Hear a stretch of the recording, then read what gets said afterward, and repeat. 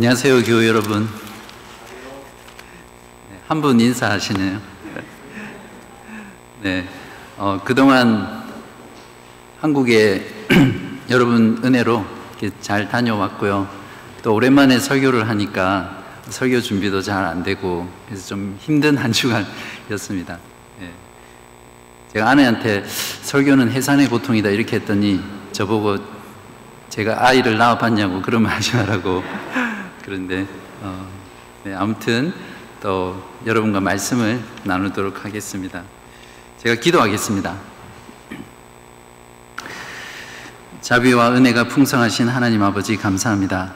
이 시간 또 저희들을 말씀 가운데 불러주시고 또 말씀의 은혜를 주시니 감사합니다. 우리들의 마음을 겸손하게 해주시고 말씀을 판단하고 재단하기 위해서 듣지 않게 하시고 들려지는 그 말씀에 순종하기 위해 듣는 그런 온유한 마음을 저희들에게 허락하여 주옵소서. 성령 하나님께서 말씀의 뜻을 비추어 주셔서 우리가 그 말씀으로 주님을 믿게 하시고 또 우리의 마음이 더욱더 견고해지는 그런 시간 되게 하여 주시기를 예수 그리스도의 이름으로 간절히 기도합나이다. 아멘.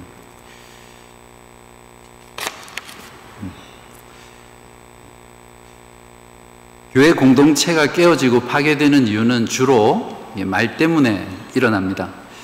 말을 사용하는 것에 주의를 기울이지 않고 잘 다스리지 못하게 되면 그 말이 남긴 상처와 고통이 오랫동안 스며들어서 관계를 깨트리기도 하고요, 서서히 관계를 무너뜨리기도 합니다.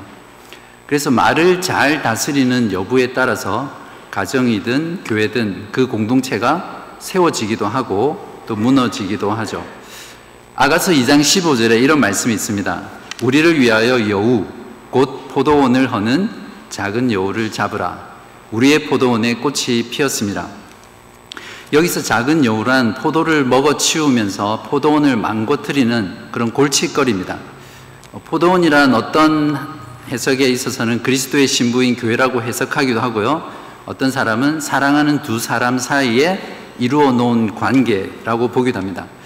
그러므로 이 작은 여우란 교회 혹은 두 사람의 관계를 허무는 어떤 것을 상징한다고 그렇게 이해할 수 있습니다. 그런 면에서 잘 다스리지 못한 말은 우리들의 공동체와 또 우리들의 관계를 허무는 작은 여우이죠. 오늘 말씀을 통해서 이 작은 여우가 무엇인지 살펴보고요, 공동체를 허무는 이 여우를 잡고 우리의 공동체인 가정과 교회를 세워가는 그런 시간 되기를 간절히 바랍니다. 우리는 지난주 행함으로 온전하게 되는 믿음에 대해서 배웠습니다.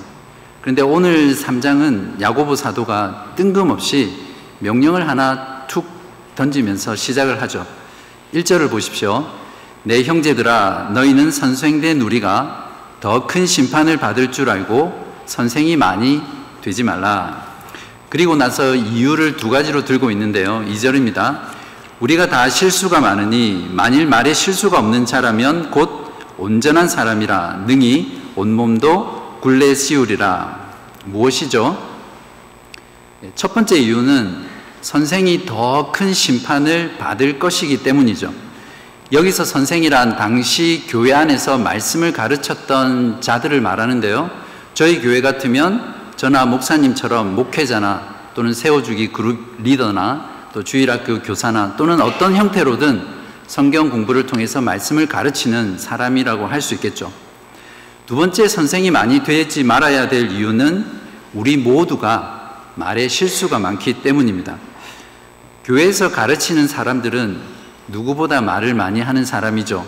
그래서 누구보다도 말로 죄를 짓기 쉬운 그런 위치에 노출되어 있는 사람입니다. 나중에 주님 앞에 섰을 때 더 엄격한 기준과 잣대로 더 큰 심판을 받는다라는 것은 당연한 말씀이겠죠. 당시 교회 공동체 안에는 순수하지 못한 동기로 선생이 되려는 자들이 많이 있었음을 알 수 있습니다. 그래서 야고보 사도는 그러한 공동체의 문제들을 지적하고 다루면서 말의 문제를 그리스도인들에게 그것을 발판을 삼아서 지금 설명하고 있습니다. 그래서 말을 잘 다스리는 것이 그리스도인에게 얼마나 중요한지를 야고보 사도가 가르치고 있는데요. 그것을 두 가지로 제가 정리해서 여러분과 나누도록 하겠습니다. 첫 번째는 말의 위력 때문이고 두 번째는 말의 속성 때문입니다. 먼저 혀가 가진, 즉 말이 가진 강력한 위력 때문에 우리는 말을 잘 다스려야 합니다. 3절에서 6절입니다.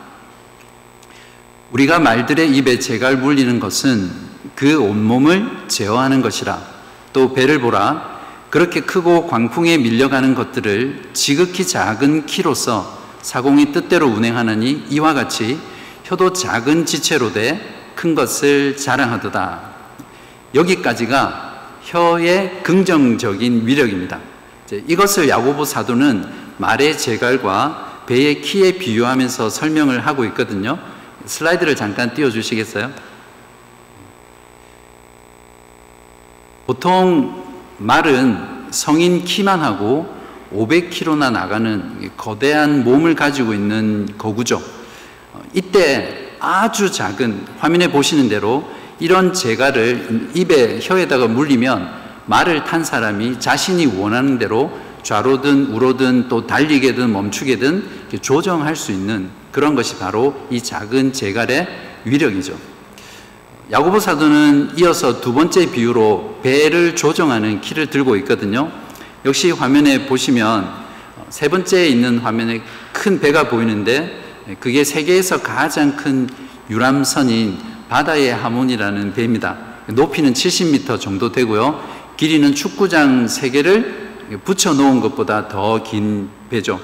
이렇게 어마어마하게 큰 배조차도 작은 키로서 선장이 원하는 대로 조정할 수 있는 게 바로 이 키가 가지고 있는 위력입니다. 여기서 야고보 사도가 들고 있는 두 가지 비유의 공통점은 무엇입니까? 아주 작은 것이지만 그것이 큰 것을 원하는 대로 움직이고 제어할 수 있다는 겁니다. 야고보 사도는 바로 우리들의 혀가 이것과 동일한다는 거죠. 혀는 우리 몸에 있어서 정말 작은 부분입니다. 그렇지만 바로 이 혀가, 즉 말이 사람의 인생을 원하는 대로 제어할 수 있는 그런 큰 위력을 가지고 있음을 야고보 사도가 말을 하고 있습니다. 9cm 혀가 90인생을 좌우한다는 말 들어보셨죠? 3장 2절에서도 말에 실수가 없으면 온전한 사람이라고 하면서 온몸을 제어할 수 있다고 말을 하고 있습니다. 그러므로 사람이 말에 실수가 없을 수는 없지만 그리스도인은 말을 잘 다스리며 살아가는 것이 신앙생활의 핵심이죠. 야고보 사도는 이미 1장 26절에서 누구든지 스스로 경건하다 생각하며 자기 혀를 재갈 물리지 아니하고 자기 마음을 속이면 이 사람의 경건은 헛것이다, 이렇게 말을 하면서 말을 잘 다스리는 것이야말로 진정한 경건이다, 이렇게 우리들에게 말을 했습니다. 조금 전까지는 말의 긍정적인 위력을 보았다면 이제 말의 부정적인 위력입니다. 5절을 함께 보십시오. 이와 같이 혀도 작은 지체로 돼 큰 것을 자랑하도다. 보라, 얼마나 작은 불이 얼마나 많은 나무를 태우는가. 여러분도 아마 기억하실 겁니다. 코로나 재난이 바로 있기 전에 2020년 9월부터 2월까지 약 5개월 동안 호주 최대의 산불 중에 하나인 산불이 났었죠. 이때 남한 면적의 85% 정도를 불태웠고요. 약 5억 마리 이상의 야생동물이 죽을 만큼 그렇게 큰 불이었습니다. 이런 엄청난 산불도 처음에는 아주 작은 불꽃에서 시작했습니다. 혀가 바로 이런 불처럼 작지만 전체를 파괴할 수 있는 그런 파괴적인 위력을 가지고 있다는 것을 야고보 사도가 비유를 들어 우리들에게 가르쳐 주고 있습니다. 6절에서 이렇게 말합니다. 혀는 곧 불이요 불의의 세계라.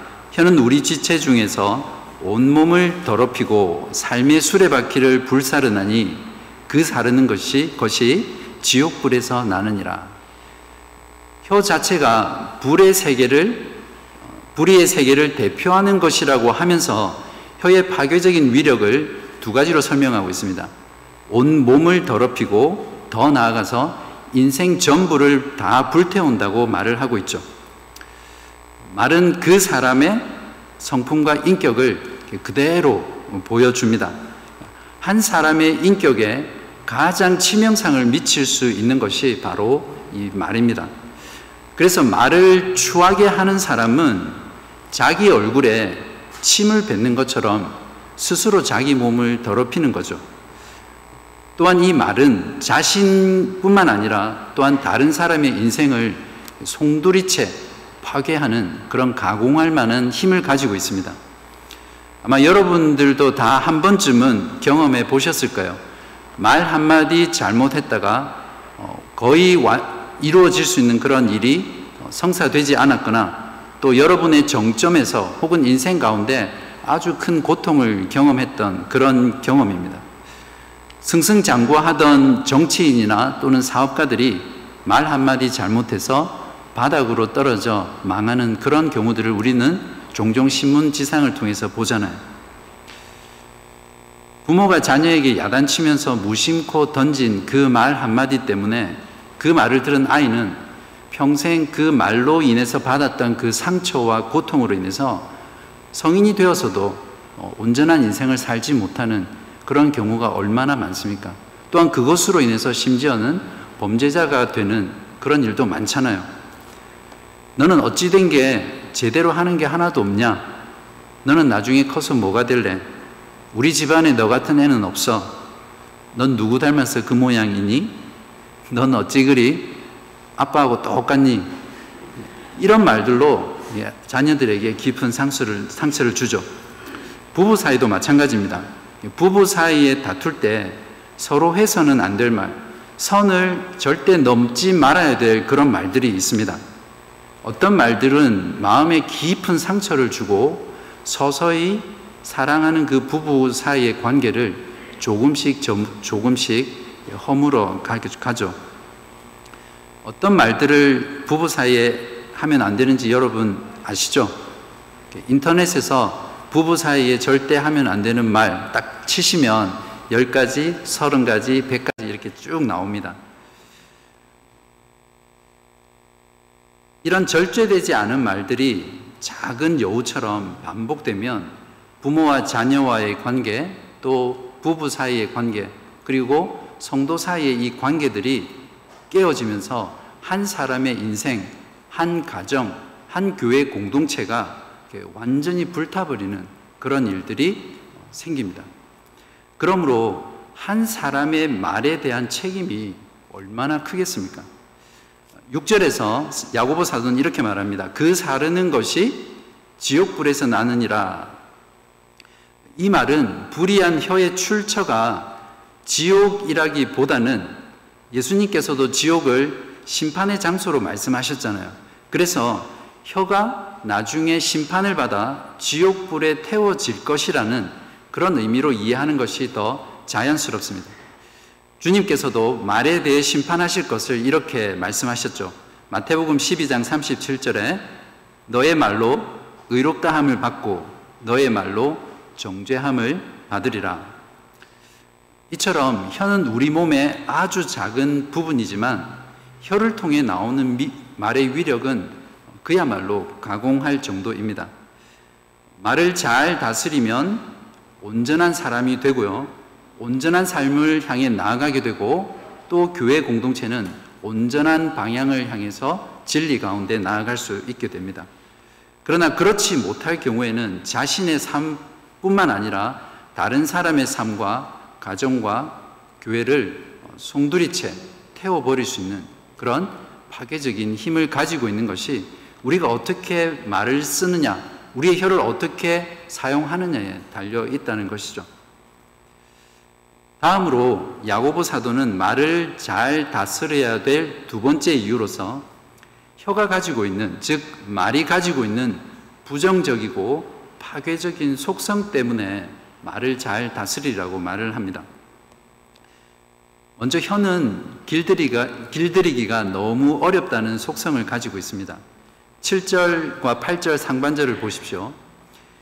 여러 종류의 짐승과 새와 벌레와 바다의 생물은 다 사람이 길들일 수 있고 길들여 왔거니와 혀는 능히 길들일 사람이 없나니. 여러분 TV든 동물원에 가서든 동물쇼를 보신 적 있으시죠? 저는 그러한 쇼를 보면 정말 인간의 능력이 경이롭다 이런 생각을 하게 되었습니다.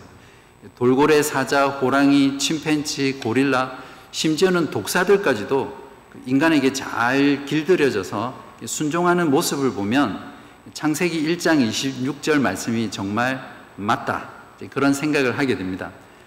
26절입니다. 하나님이 이르시되 우리의 형상을 따라 우리의 모양대로 우리가 사람을 만들고 그들로 바다의 물고기와 하늘의 새와 가축과 온 땅과 땅에 기는 모든 것을 다스리게 하자 하시고, 그런데 문제는 모든 생물을 길들이는 이런 경이로운 인간이 정작 자기 몸에 달려있는 이 작은 혀를 길들일 수 없다는 겁니다. 여기서 길들일 수 없다는 것은 인간은 절대 혀를 길들일 수 없다는 것을 말을 하지 않습니다. 비록 아담의 범죄로 인간이 타락하면서 우리들의 혀도 우리들의 말도 타락했지만, 그래서 인간의 모든 부분이 손상되었지만 하나님께서 은혜로 여전히 하나님의 그 형상을 남겨놓으셨기 때문에 세상 사람들 중에도, 믿지 않는 사람들 중에도 이 혀를 잘 다스리는 사람들이 있잖아요. 그래서 야고보는 여기에서 혀를 길들이는 것이 얼마나 힘들고 어려운지를 강조하고 있는 그런 표현이라고 볼 수 있습니다. 설상가상이죠. 혀를 길들이기도 정말 어려운데 이 혀가 너무 악하다는 겁니다. 8절을 보십시오. 쉬지 아니하는 악이요 죽이는 독이 가득한 것이라. 야고보 사도는 혀의 속성에 대해서 역시 두 가지로 말을 하고 있는데요. 쉬지 아니하는 악이라고 했습니다. 여기에서 쉬지 아니한다라는 단어는 1장 8절에 두 마음을 품어 정함이 없는 이라는 이 정함이 없다라는 단어와 같은 말입니다. 성경은 항상 두 마음을 가진 것, 두 주인을 섬기는 것, 이런 것들을 이제 죄악된 것이라고 표현을 하는데요. 즉 쉬지 아니하는 악이란 혀의 이중성이라고도 할 수 있고요. 두 마음을 품은 자에게서 나오는 악한 말을 가리킵니다. 또한 혀의 악한 속성을 야고보 사도는 죽이는 독이 가득한 것이다 라고 말을 하고 있는데, 에덴 동산에서 아담과 하와를 유혹했던 그 뱀의 말은 실제로 죽이는 독이 가득한 것이었고, 아담과 하와는 그 뱀의 말을 듣고 실제로 모든 인류는 영원한 죽음을 맞이하게 됐죠. 어떤 말들은 듣는 사람의 심장에 비수를 꽂기도 하고요, 살점을 도려내고 숨이 막히게 해서 정말 말 그대로 사람을 반쯤 죽여 놓을 수 있습니다. 사실 인간이 마음만 먹으면 얼마든지 말로서 사람을 여러 번 죽일 수도 있고요, 여러 사람을 죽일 수도 있습니다. 이처럼 혀는 쉬지 않고 죽이는 악이면서 또 길들이기 어려운 그런 무서운 파괴적인 속성을 가지고 있기 때문에 우리는 반드시 말을 잘 다스려야 합니다. 이제 야고보 사도는 오늘 본문의 마지막 부분에서 혀의 파괴적인 속성인 이 이중성에 대해서 신랄하게 지적하면서 우리들에게 강한 권면을 하고 있습니다. 9절과 10절 앞부분입니다. 이것으로 우리가 주 아버지를 찬송하고 또 이것으로 하나님의 형상대로 지음을 받은 사람을 저주하나니 한 입에서 찬송과 저주가 나오는도다. 여기서 찬송하다라는 단어보다는 원문에는 찬양하다 또는 축복하다 이렇게 번역하는 것이 더 좋습니다. 주 하나님 아버지를 찬양하는 것은 인간이 사용하는 말 중에서 가장 높고 가장 선하고 가장 아름다운 말의 행위죠. 분명 이 말은 진리의 말씀으로 거듭난 자가 하나님의 형상을 회복하고 할 수 있는 말이죠. 그에 반해서 저주라는 말은 인간이 하는 말 중에서 가장 추악한 그리고 가장 낮은 그런 말의 행위입니다. 저주하는 말에는 어떤 것이 있을까요? 남을 비방하거나 중상모략하거나 남을 그 사람이 없는 데서 뒤에서 험담하고 헐뜯는 그런 일들이 여기에 해당될 것입니다. 또한 다른 사람을 향해서 언어로 폭력을 가하거나 욕을 하는, 또 습관적으로 하는 욕들도 결국에는 이런 것들이 되겠죠. 야고보가 지적하고 있는 것은 그리스도인들이 교회로 모여 찬양한다는 것은 교회로 모여서 하는 것이 가장 많잖아요. 그래서 하나님께 예배하며 하나님을 찬양하는 그 입술로 동일하게 다른 사람을 저주하고 있는 그런 영적인 현실, 교회의 현실들을 강하게 지적하고 있는 것입니다.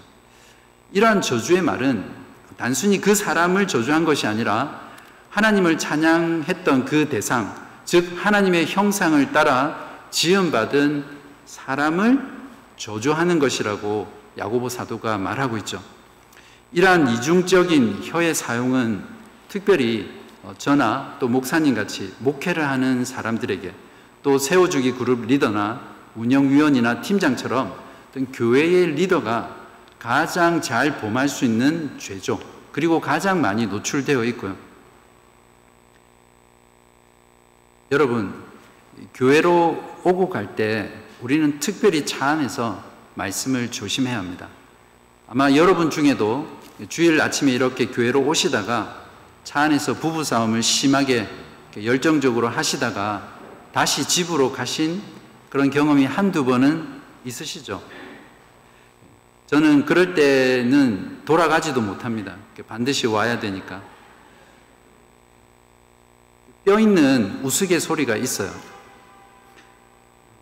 어떤 교회에서 경건하기로 소문난 장로님 한 분이 있었습니다. 그런데 이분은 교회에서도 경건하고 또 신실하기로 이렇게 소문이 나 있던 분인데, 이분이 매주 아내와 아들을 태우고 교회로 왔다 갔다 하는 그 차 안에서 항상 목사님 욕을 그렇게 많이 했습니다. 그러다가 한번 아이들과 같이 주일 예배를 참석하고 마치고 나오면서 담임 목사님과 인사를 하잖아요. 악수하면서. 그때 옆에 있던 아이들에게 얘들아 인사드려라, 담임 목사님이시다, 이렇게 했더니 아이들 중에 초등학생인 아이가 인상을 쓰면서 아빠한테 이렇게 말을 했습니다. 아빠, 임마가 금마가.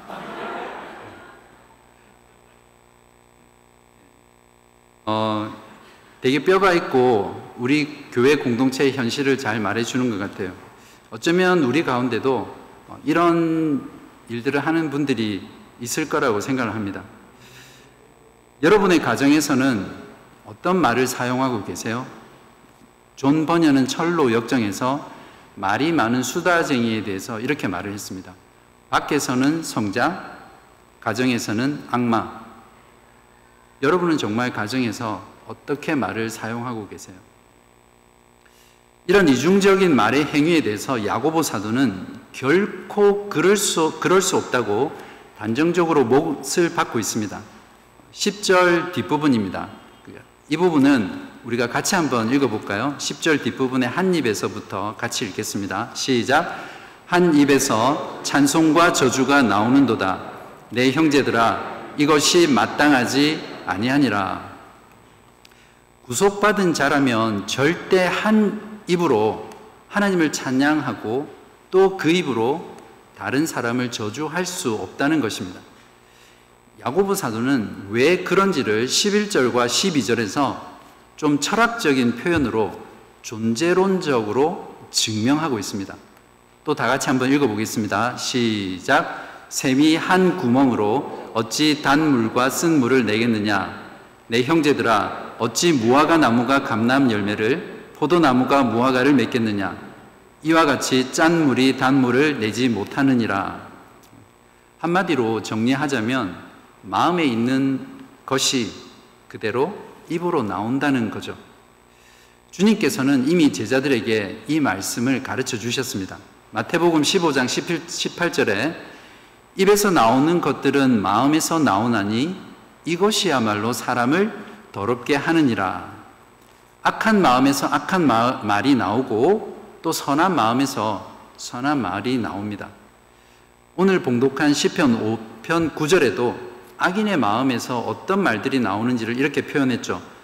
그들의 입에 신실함이 없고 그들의 심중이 심히 악하며 그들의 목구멍은 열린 무덤 같고 그들의 혀로는 아첨 하나이다. 예수 그리스도를 믿고 구원받은 자는 마음과 또 우리의 영혼이 새롭게 되어 변화를 받은 피조물입니다. 여러분, 이 사실 믿으시죠? 마음이 새롭게 창조된 자는 그 혀도 당연히 새롭게 되었고 또 변화를 받았기 때문에 하나님을 찬양할 수 있는 그런 존재가 되었습니다. 그러므로 예수 그리스도를 믿는 자는 결코 그 입에서 하나님을 찬송하고 또 동시에 다른 사람들, 특별히 형제 자매들을 저주하는 말을 할 수 없습니다. 왜냐하면 우리의 혀는 이미 구속받은 혀를 가지고 있기 때문이죠.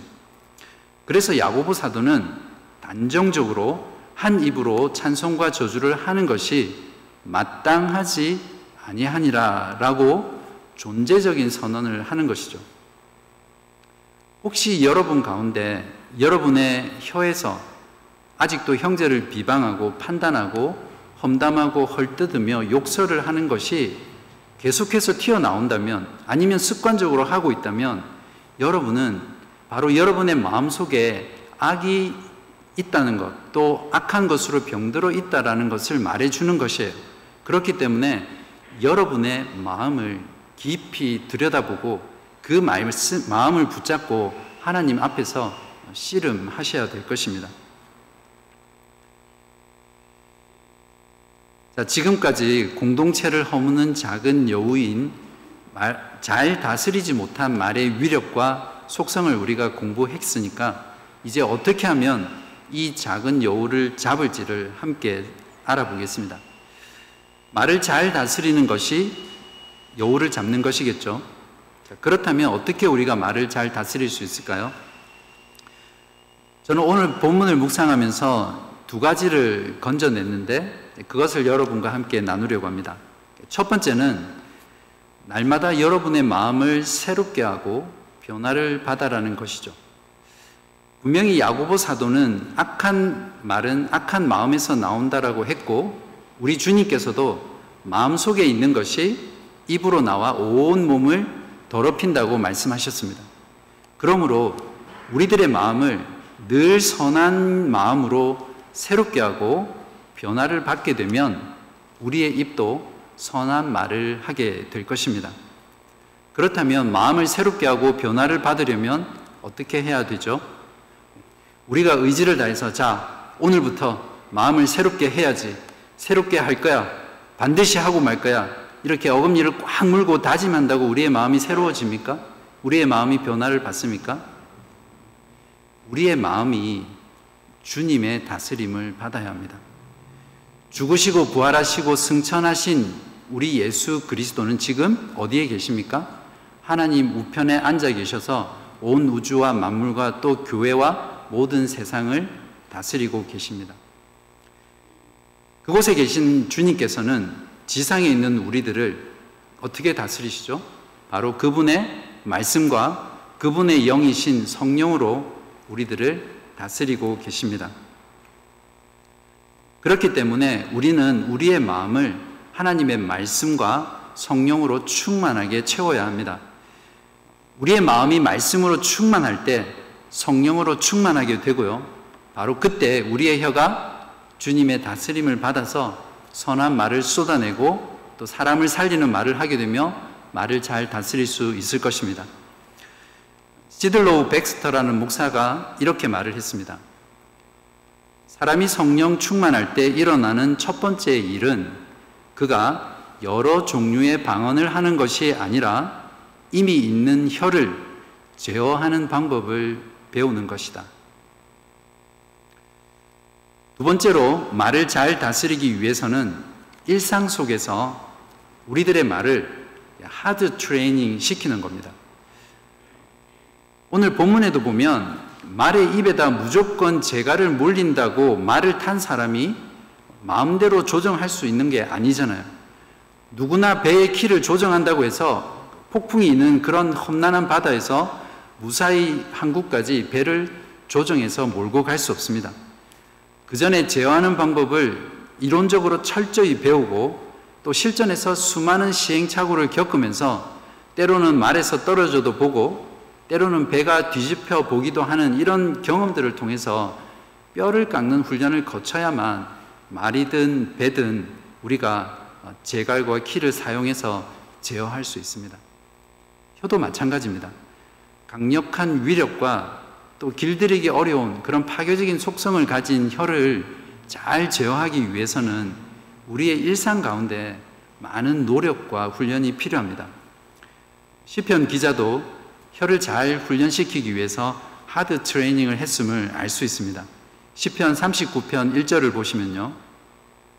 내가 말하기를 나의 행위를 조심하여 내 혀로 범죄하지 아니하리니 악인이 내 앞에 있을 때에 내가 내 입에 재갈을 먹이리라 하였도다. 그러므로 여러분의 일상을 훈련의 장으로 삼으시기 바랍니다. 여러분의 가정에서, 교회에서, 여러분의 직장에서 늘 여러분이 사용하는 그 말에 깊은 주의를 기울이시고요.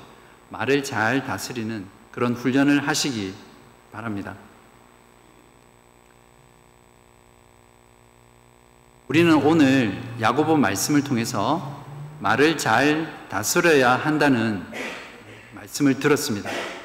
그러나 이 말씀을 들으면서 우리 마음속에 깊은 고민과 또 좌절에 빠지게 됩니다. 분명 나는 예수 그리스도의 십자가의 능력으로 예수를 믿고 또 구원을 받았는데 왜 나는 여전히 10년 전이나 20년 전이나 지금이나 말로 죄를 짓고 살아가고 있는가라는 것입니다.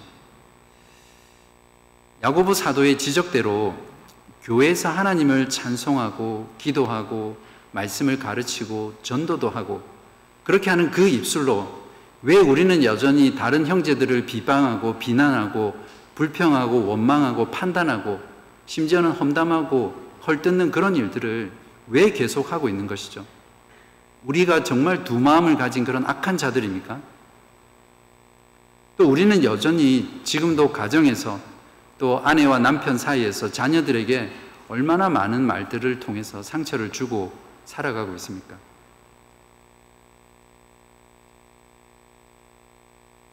개인적으로 부끄러운 이야기지만 제가 목회를 하기 전에 이전 교회에서 순장을 하면서 즉 세워주기 그룹 리더를 하면서 대여섯 가정을 섬긴 적이 있습니다. 그때 나름대로 말씀을 잘 가르치고 또 경건하다고 사람들의 칭찬도 받고 그랬습니다. 한 번은 아내랑 일을 하러 가다가 차 안에서 정말 크게 싸웠어요. 지금 아내가 떨고 있을 것 같은데 그때 너무 화가 나서 참지를 못하겠더라고요. 그래서 아내 얼굴에 대고는 참아 못하겠고 그 정도 절제력은 있었어요. 그래서 차 문을 열고 차 트렁크 있는데 가서 진짜로 아내에게 욕을 했어요. 참 부끄러운 일이지만 그리고 운전석으로 그러니까 조금 시원하더라고요. 그래서 운전석으로 돌아왔는데 아내 쪽 창문이 이렇게 내려져 있었습니다. 다행히 아내는 제가 욕을 한 것 같기는 한데 뭐라고 했는지는 잘 모르더라고요. 그때 그런 제 모습을 보면서 저를 얼마나 자책했는지 모릅니다. 그리고 너무 괴로워서 몇 날 며칠을 심하게 몸살을 앓고 내가 정말 그리스도인인가? 내가 정말 다른 사람을 가르치는 그런 장가? 그러면서 몇 날 며칠을 거의 떼굴떼굴 굴렀던 적이 있습니다. 지금도 가끔씩 구르기도 하거든요. 우리 모두는 말에 실수를 하고 또 죄를 짓습니다. 그 중에 말로 짓는 죄가 가장 많죠. 때로는 오늘 말씀처럼 한 입으로 찬송과 저주를 쏟아내기도 합니다. 하지만 우리가 잊지 말아야 할 것은 우리의 혀는 예수 그리스도의 십자가를 통해서 이미 구속받았다는 사실입니다. 그렇지만 아직 우리가 아무리 말로 죄를 짓고 싶어도 결코 지을 수 없는 그 완전한 때는 아직 오지 않았다는 거죠. 그래서 우리는 혀에 있어서도 말에 있어서도 이미와 아직 사이에서 혀를 거룩하게 해가는 그 성화의 단계 가운데 있다는 것을 잊지 마셔야 합니다. 그렇기 때문에 주님께서 다시 오셔서 우리의 혀가, 우리의 말이, 우리의 언어가 완전히 구속되는 그날까지 우리는 매일매일 피 흘리기까지 이 영적인 전투를 우리의 일상에서 싸워 나가야 합니다. 그래서 말을 잘 다스리지 못해 넘어지고 쓰러져도 계속 그 자리에 누워 계시면 안 됩니다. 말로 인해 지은 죄로 인해서 그 죄를 아파하고 슬퍼하고 애통해야 합니다. 그리고 그것 때문에 회개하고 떼굴떼굴 굴르기도 해야 합니다. 그러나 그 끝에서는 반드시 예수 그리스도께서 나를 위해서 치루신, 다 이루신 그 십자가의 은혜와 십자가의 사랑과 십자가의 용서에 의지해서 다시 일어나셔서 하나님의 무한한 자비와 긍휼과 사랑과 인자하심을 찬양하는 그런 여러분이 되시기를 바랍니다. 사랑하는 교우 여러분, 우리들의 생명의 공동체인 교회와 가정에서 말을 잘 다스림으로 공동체를 허무는 작은 여우를 잡으시기 바랍니다. 일상 속에서 이 작은 여우들을 매일매일 잡으시면서 우리들의 아름다운 포도원인 우리의 가정과 우리의 교회 공동체를 주님과 함께 아름답게 세워가시고 지키고 보존하시는 그런 저와 여러분 되시기를 진심으로 기도합니다. 제가 기도하겠습니다. 말씀으로 우주 만물과 인간을 창조하시고 말씀으로 우리들을 하나님의 자녀 되게 하심에 감사드립니다. 오늘 말씀을 통해 말을 잘 다스리는 것이 얼마나 우리의 경건한 신앙생활에 중요한 것인지를 알게 해주셔서 감사합니다. 하나님을 찬송하는 입술로 다른 형제를 비방하고 판단하고 험담했던 죄를 용서하여 주옵소서. 알게 모르게 내가 한 잘못된 말로 인해 우리들의 배우자와 자녀와 공동체의 지체들에게 깊은 상처를 준 것을 용서하여 주시고 또 상처받은 영혼을 치료해 주님께서 치유하여 주옵소서. 또 용서를 구하는 마음을 주시고 용서하는 마음을 주옵소서. 하지만 주님, 우리들은 너무나 연약해 너무 많은 죄를 짓고 있습니다. 우리들을 불쌍히 여겨주시고 우리들의 입술을 다스려 주옵소서. 우리의 마음을 늘 주님의 말씀과 성령으로 충만하게 채워주시고 말을 잘 다스림으로 우리의 가정과 교회를 살리는 저희 모두 되게 하여 주시기를 예수 그리스도의 이름으로 간절히 기도하옵나이다. 아멘.